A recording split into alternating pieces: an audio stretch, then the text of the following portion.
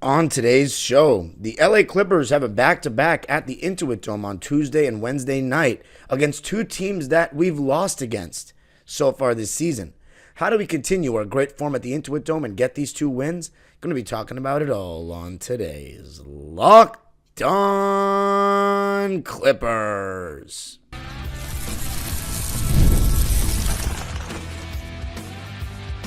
You are Locked On Clippers, your daily Los Angeles Clippers podcast, part of the Locked On Podcast Network, your team every day.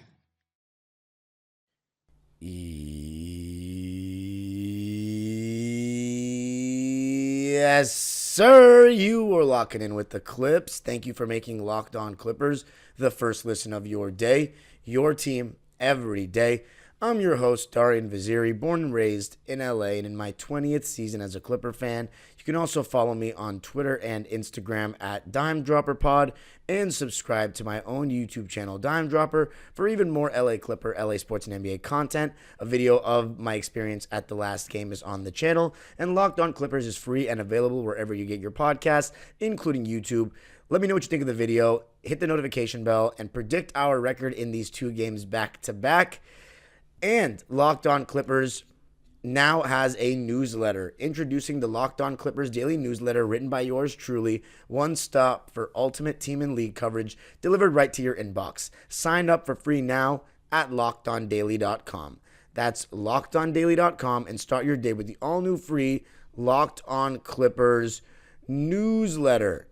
And this episode is brought to you by Game Time. Game Time is the best place to get great deals last minute on tickets up to the start of an event. Just download the Game Time app, create an account, and use code LOCKEDONNBA for $20 off your first purchase. All right, so in this episode, I'm going to be looking at three aspects of our team that will be the keys for these wins. The first one being James Harden, second one being Norm, and the next one being navigating life without KPJ. Now, the first aspect is James Harden.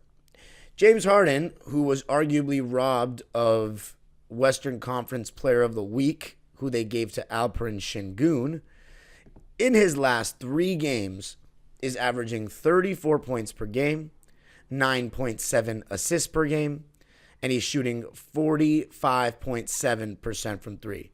So 34 and 10 on 46% shooting from three. Now, obviously, I don't expect those numbers to, that stretch and him to put up those kinds of stats for a 10-game stretch anymore, maybe a 5-game stretch. But the way he's been playing lately and the way his scoring has kind of had that uptick in efficiency and obviously a little bit of volume without Norman Powell has been really encouraging for the Clippers because, we could use any offensive juice that we can get. We were talking about James Harden before the season. His averages are about where I thought they'd be before the season, but his efficiency is not. However, his impact has been as good, if not greater, than expected because I just didn't think that we'd be able to win games that he shot poorly.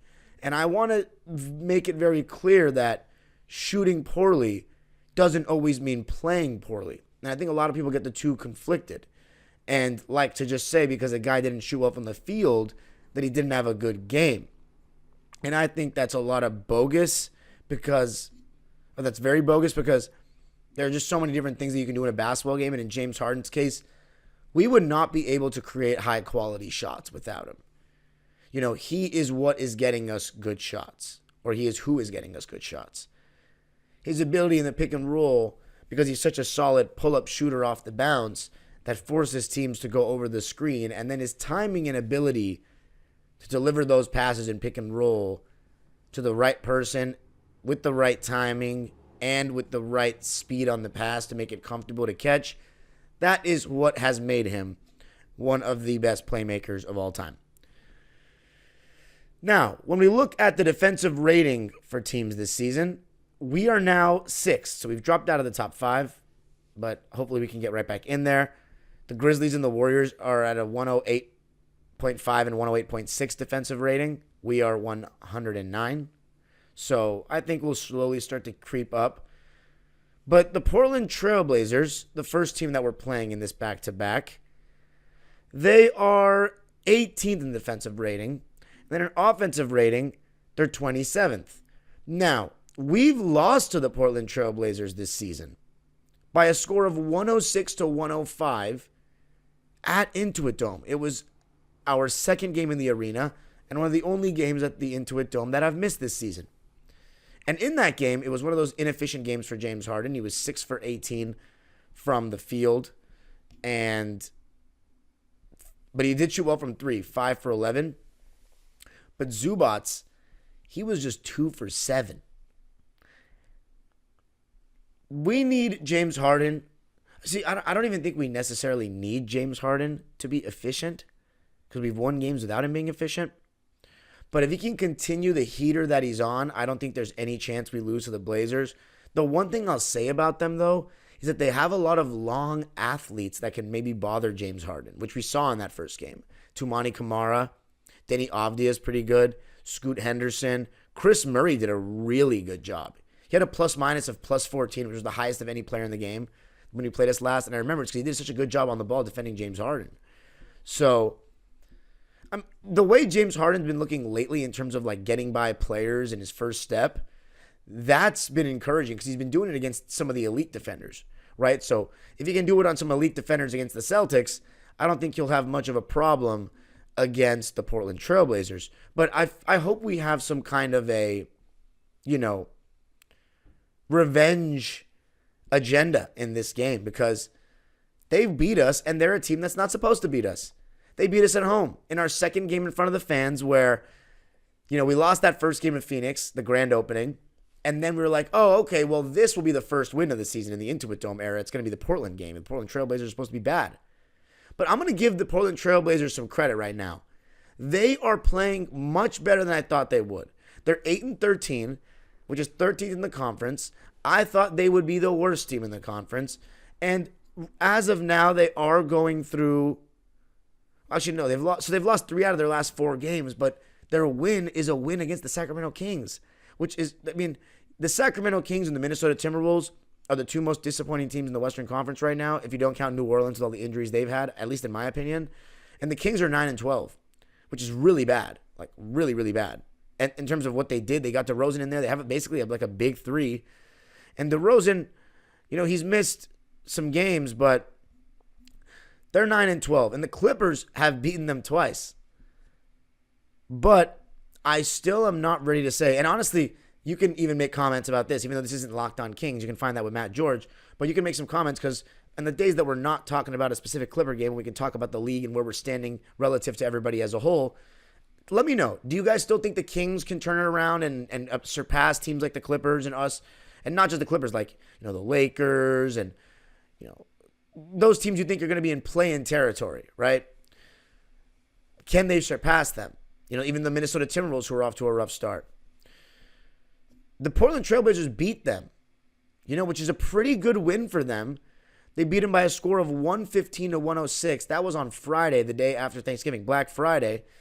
And DeRozan didn't play. I want to preface that. But you look at DeAndre Ayton. He had 26 and 9. And what do we always talk about with DeAndre Ayton? He always plays well against Zoo, seemingly. But last game, we kept him in check. The unfortunate thing was, he did have a double-double, though, 15 and 12. Zoo had 6 points, 12 rebounds. Can we get Zoo outplaying DeAndre Ayton one time? That would be really nice. And then also, the main reason we lost that game to the Blazers was free throws. Zubats was 2 for 6 on the free throw line. James Harden was 2 for 4 from the free throw line. We missed 8 free throws. So that was unacceptable. But you know what? I think we've been doing a much better job of that lately. And there were 2 games in the last 2 weeks, the Warriors game and the Nuggets game, where we won the game because they missed their free throws and we were able to make some of ours. So, moral of the story, a great James Harden shooting game would, I think, guarantee us a win. But if not, I think we can still win. But I also wanted to just highlight how well he's been playing lately. In the last 3 games, to average 34 points a game. Yes, one of them was against the Wizards, but one of them was against the Denver Nuggets, who, they're the real deal. Coming up, going to be speaking about Norman Powell. He's back. He played great in the first game. What more can we get from him to make our lives easier for these 2 games? And I'll also be talking about the second opponent coming up.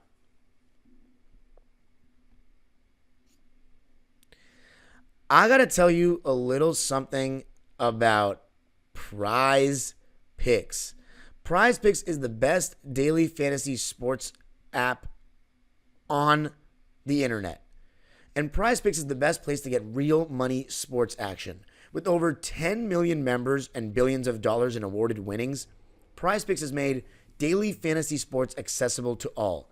You just pick more or less on at least 2 players for a shot to win up to 100 times your cash. Run your game all season long on Prize Picks. You can now win up to 100 times your money on Prize Picks with as little as 4 correct picks. And Prize Picks is the best way to get action on sports in over 30 states, including California, Florida, Georgia, and Texas. Prize Picks now offers Venmo for quick and easy deposits and withdrawals into your account this sports season. Sign up today and get $50 instantly when you play $5. You don't even need to win to receive the $50 bonus.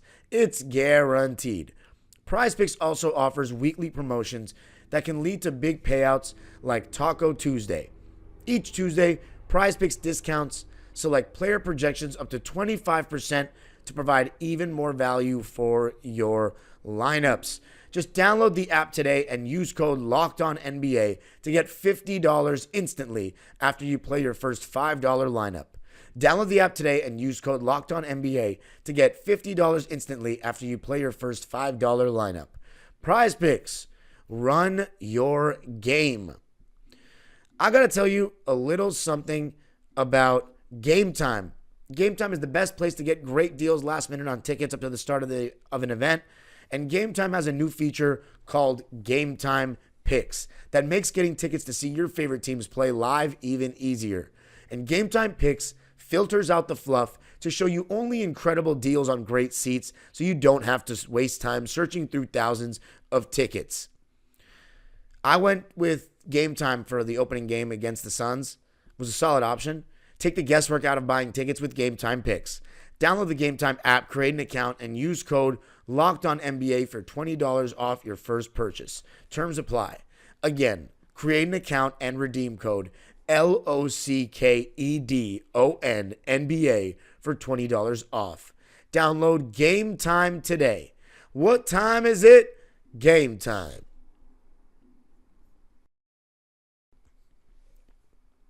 All right. So, Clippers have a doubleheader, or a back-to-back, I should say. Portland Trail Blazers, Minnesota Timberwolves. Talked about Portland a bit. The last time we played them and we lost 106-105 at Intuit Dome, Norman Powell had 30 points on 50% shooting. He was the only player who had 20 or more. So, I hope he has a kind of game like that. That would be really nice. But if he doesn't, it's not the end of the world either. He just had a really good game coming back from injury with 28 points. So, I'm not tripping if Norman Powell doesn't have the best shooting game, but there's no reason to believe that he can't the way he's shot this season. Like, he's just been lights out, spraying threes at a very high percentage, and there's no reason to believe if he gets the right shots that he's not going to go off in this game. You know what I'm saying? He's not going to have another great one. This season, shooting 49% from the field and 49.6% from three. He's shooting higher from three than the field by 0.4%. Actually insane. And by the way, what do Nicholas Batum, Terrence Mann, Chris Dunn, Amir Coffey, Derrick Jones Jr., Ivica Zubac, and James Harden all have in common? They've all played every game this season. And despite the fact that Norman Powell's missed 6 games and Kawhi Leonard's missed 22, which is obviously the talking point, those other guys not missing a game is huge. And are they going to miss games this season? Yeah, probably will. But certain pieces matter more than others when it comes to health. It doesn't even mean a guy is better than someone else, but how hard it is to replace certain guys matters. And to be honest with Norman Powell, I think he's fantastic, but based on the identity of our team, which is a defense-first team, I don't think that we are – I'd say without Kawhi, he's the third most important player on the team. I would say third. Top two, obviously, James Harden and Ivica Zubac in that order for me. But, right now, just looking at some stats for the Clippers, we're 6th in the West. I'm not even looking at the standings. I'm not seeing who's below us or above us. It's too early for that, in my opinion. I just think you take it one game at a time and continue to play our brand of basketball, which is a defense first style. We muck up the game and slow it down offensively in the half court with James Harden. 21st in the league in pace right now as a team for us. So, bottom third. But you knew that. A James Harden team at age 35, and a lot of the James Harden teams throughout his career have been slower paced teams. He's more methodical. He's great in the half court. But we do a good job taking advantage of turnovers from the other side and turning that into transition points. And that's because of our added athleticism and James Harden's ability to throw those hit-ahead passes that he's been doing a good job of, or outlet passes that he's been doing a good job of throwing this season. Right now, we're 22nd in offensive rating. And 6 games without Norman Powell and 22 games without Kawhi will do that to you.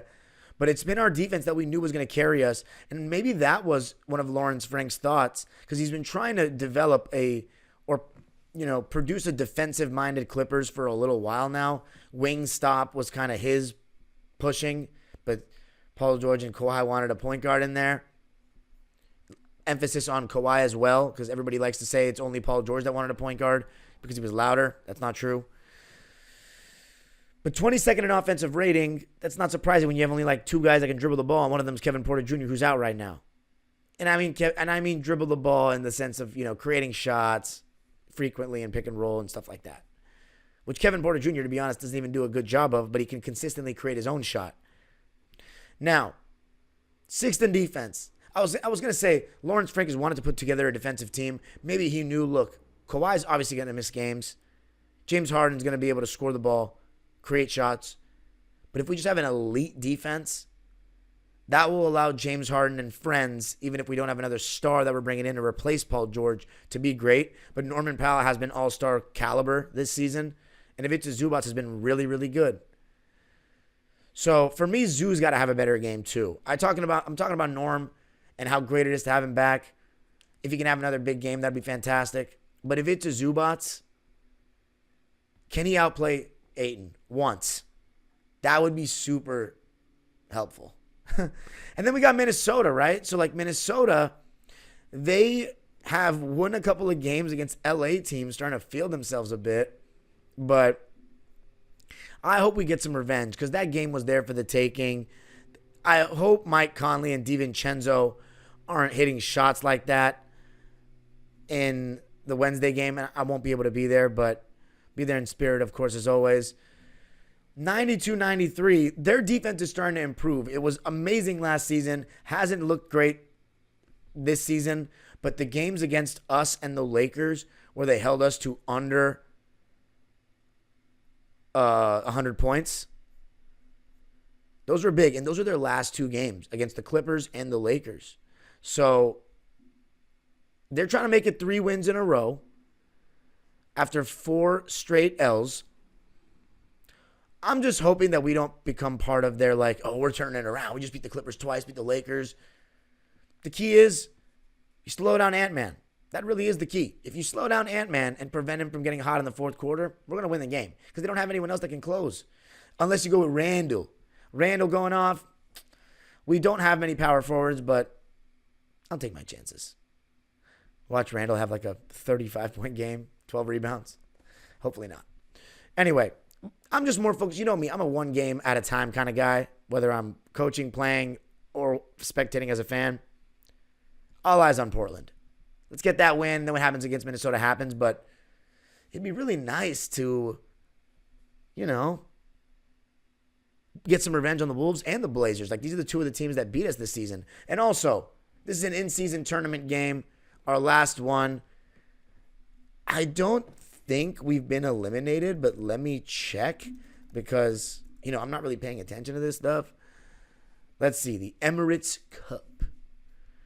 Can we get a group stage? I mean, how long does it take to live standings? Come on. All right, here we go. Let's check our division. Yeah, we've not been eliminated. We're still in the running.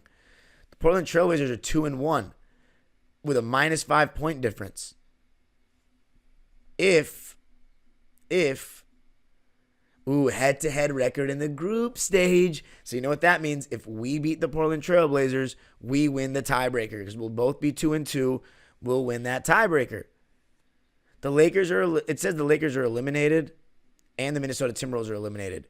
The teams that are still in the running are San Antonio, Dallas, Phoenix, OKC, Portland, Denver, us, and Memphis.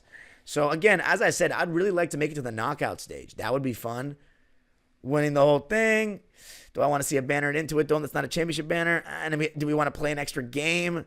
No, thank you. I'm okay with that, honestly. But let's beat the Blazers. How about that? Coming up, going to speak about life without KPJ. What should we do rotation-wise? And should we make any adjustments to the way we're playing with that second unit and what kind of lineups we're running? Going to be talking about that coming up. This show is sponsored by BetterHelp. During winter, it gets a little colder in LA, but it's not a real winter, really. But you still want to feel comfortable. You still want to stay cozy during the holidays. For me, it's all about spending quality time with my family and turning the heater on just a bit. For some, wrapping up in a blanket with a mug of hot chocolate or watching a movie with family is the best way to spend the month of December. But for others, therapy can be their way of talking about things as the year closes down that gives them that, renewed energy for the new year. And therapy is a great way to bring yourself some comfort that never goes away, even when the season changes. If you're thinking of starting therapy, give BetterHelp a try. It's entirely online, designed to be convenient, flexible, and suited to your schedule. Just fill out a brief questionnaire to get matched with a licensed therapist and switch therapists anytime for no additional charge. Find comfort this December with BetterHelp. Visit BetterHelp.com/LockedOnNBA today to get 10% off your first month. That's BetterHelp, HELP.com/LockedOnNBA. All right. Clippers, Blazers, Tuesday night. Clippers, Wolves, Wednesday night. 8 straight wins at Intuit Dome after starting 0-4 in that beautiful new building that's changed our lives.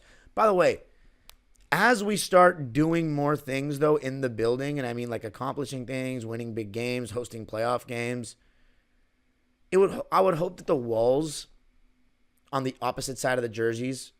By the way, I've been to Intuit Dome now since it's been completed 10 times, and I still haven't looked for or cared to find my high school. But maybe I will tonight. I don't know. I was going to say the other side, though. I would like if it were filled with some, pictures of the Clipper players or something. It's just very plain. Like, sometimes it's just wood wall. But it's brand new. And I think let's not force stuff on there. So, speaking of forcing shots, KPJ had a tendency of doing that this season, which, soured a lot of people on his play style. Of course, people going into the season already were a little bit questionable about him, just given his off-court history and his history with teams. His altercation with John Lucas over in Houston and whatnot. But KPJ has been a little better of late. And he's one of the only guys on the Clippers that can create their own shot and create in pick and roll. Essentially, besides James Harden, he's really the only guy doing that. Now, Jordan Miller has gotten the nod when Norman Powell was out. Before the season, I said, when Kawhi's healthy, KPJ is the odd guy out. I think my take there is honestly aging pretty well. It would be between KPJ and Terrence. But when Kawhi comes back, after watching what KPJ's done, I honestly would say Terrence, because Terrence is better when you have more stars around him making his life easier offensively. And we've seen Terrence's game translate in the playoffs. He's actually a playoff riser in his role every single time. Every single time. KPJ is not even proven to play a playoff game in his career. So, and I've said it at times this season, his brand of ball, it just feels as though it's You can see why the Rockets weren't very good. I'll just say that. When he's the one that's like averaging 20 and like leading your team in scoring or having the most touches and stuff like that, you can tell that's not going to be a very good team. James Harden this season, by the way, has got his average up to 22 points a game. So that's a little higher than I had going into the season. But again, I wasn't expecting Kawhi to miss the first 20 games. So if you had told me take Kawhi off the team, I would have probably said like 23 points. If it was 24-25, I'd say he'd be inefficient and we'd be losing. But that's the thing. I don't think he's been forcing it too much. He's got Norman Powell averaging more points than him, which ultimately is, I think, better for the team in the long haul. Not that it really matters, but if Norman Powell's averaging more points than James Harden, you know that the Clippers are having a good season. So that's what I'll say. And then James Harden deserves a lot of credit for that because he's hitting him in the pocket. He's hitting him on those curls. It's been great. As far as life without KPJ, now that he's going to be out for a couple of games, don't know how many and all that with the injury, Jordan Miller should stay in this rotation. You know, we stay with the starting lineup of James, Norm backcourt, Derek Jones, or really, it's like a 3-guard lineup with James Harden, Chris Dunn, and Norm. James Harden and Norm are bigger guards, and then Chris Dunn is like, I don't know, I wouldn't call him a small guard. So 3 guards that can, you know, hold their own physically. Then we have Derek Jones Jr. and Zoo. Off the bench, we have Amir, Terrence, Mo, and Nico. So there's no secondary ball handler there. I'd say Jordan Miller, and I'd say this is the perfect opportunity to give Jordan Miller more ball handling reps. I love Bones Highland, but we can clearly tell that the Clippers are kind of off Bones Highland. Like they don't seem to value him very much, which is sad because I like Bones and I think he's patiently waited his opportunity and deserves better than this. But like I think he deserves an opportunity like Brandon Boston's getting, like on a team that's not very good. He gets a lot of minutes, like, or even a team that's a little better than the Pelicans that are beaten up right now, and he's not starting like Brandon Boston. He's coming off the bench. But here's what I'll say. Giving Jordan Miller the opportunity, I think, is better for us in the long haul. He can handle the ball in the second unit, but I don't think we can go with the lineup of Amir, Terrence, Nico, Mo, and Jordan Miller. Like that lineup is for a team that wants to make the playoffs. It's not serious. You know what I'm saying? It's going to struggle to create shots too much. It's a very good defensive lineup. It's going to struggle to create shots. I think you have to have one of Norm, Zoo, or Harden in the game at all times. Maybe even 2 of the 3. They're not going to do that probably. They'll probably have only one of them. But you got to always have one of. Let's see if we can survive with only one of them and then the other 4 guys. So if Mo Bamba, it's not Mo Bamba, it'll be Zoo and then those other 4 guys. So a lineup of Jordan, Terrence, Zoo, and Amir, which is fantastic defensively. But that's where Terrence and Jordan Miller have to handle the ball and pick and roll and see what they can get. Honestly, with the way Terrence Mann can shoot sometimes from the mid-range area, I don't think it's bad for him to get pick and roll reps because if they go under the screen, take some more shots. Like if they go over the screen, get into that pull-up mid-range. Right now, Terrence is averaging 6 points, but his shooting splits are up.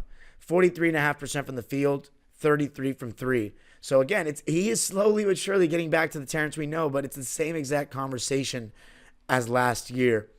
As far as three-point shooting, Norm is shooting 50% from 3 this season, which is insane. Derek Jones is shooting 42%, which is amazing. Amazing. If he can continue, look, if he can shoot over 37% from 3 this season, that is such a win. It's already a win having him, but that's like, you know, put him at a different level, like one of the best role players in the league to me. Bones Highland doesn't really count. Amir Coffey, 41.5% from 3. He's been excellent to me. 9.7 points per game. Like he's damn near averaging 10 points. He really is. He's round up to 10. He's been great. Nico starting to get back to his good three-point shooting, 38%. You'll take that all day. James Harden, 35. Chris Dunn, 34. So Chris Dunn's kind of regressing to what he really is as a three-point shooter, 34%. Then Terrence Mann is 0.5% behind Chris Dunn. Jordan Miller's just 25% right now, though, in his minutes. So that's something to pay attention to. Mo Bamba, 22. Kevin Porter Jr., 18. Kobe Brown, 17. So there you go. We got some bad three-point shooters right now, too. You can follow me on Twitter and Instagram at DimeDropperPod. Subscribe to my own YouTube channel, Dime Dropper, where a video of my experience at the Blazers game will be out on Wednesday. And, of course, an episode of Locked On Clippers will be out on Wednesday. Let me know what you thought of this one. Hit the subscribe button. Hit the notification bell so you know every single time we post a video. Get us up to 7,000 subscribers. It would be really appreciated. I want to show you that Clipper Nation is one of the most loyal fan bases in the NBA. I think the most loyal fan base in the NBA. And remember, Locked On Clippers now has a daily newsletter written by yours truly, and I would really appreciate it if you sign up. Just go to lockedondaily.com to sign up. That's lockedondaily.com and start your day with the all-new free Locked On Clippers newsletter. The age-old proverb continues, go Clippers.